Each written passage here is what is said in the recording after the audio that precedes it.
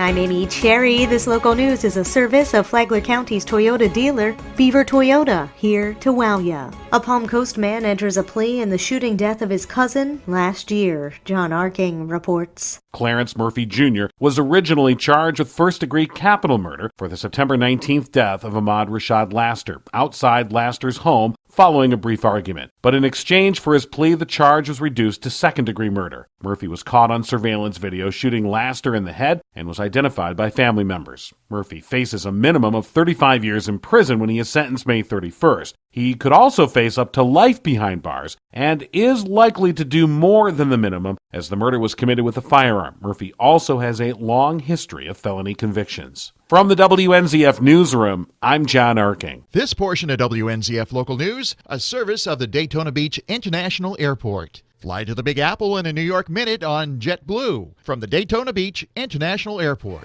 District 4's council seat in Palm Coast is open, at least for a limited time. Councilmember Steve Nobile's term is opening starting next month until it ends in November. Applicants must be registered voters of Palm Coast and must have resided in Palm Coast for just under a year.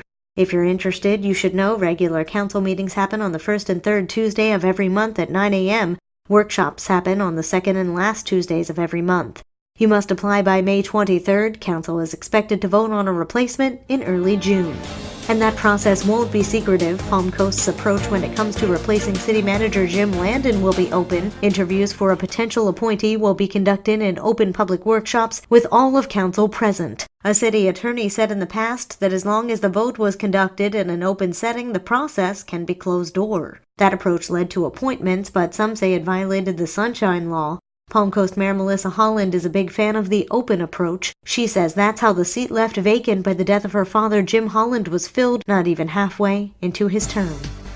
The Flagler County Sheriff's Precinct in Palm Coast has a permanent location. Rich Petchke has the details. The new location is off Old Kings Road on Palm Harbor Village Way, which isn't far from where the station was 5 years ago. Sheriff Rick Staley says it has been over 3.5 decades that the office in Palm Coast has been renting space, and the current lease at City Marketplace runs out at the end of the year, so they've been looking for a new place for the precinct. By moving around existing county budget appropriations, the county is purchasing the $900,000 property without having to increase taxes. County workers will be renovating the new space. From the WNZF Newsroom, I'm Rich Petchke. And now you're up to date on Flagler's Morning News. I'm Amy Cherry.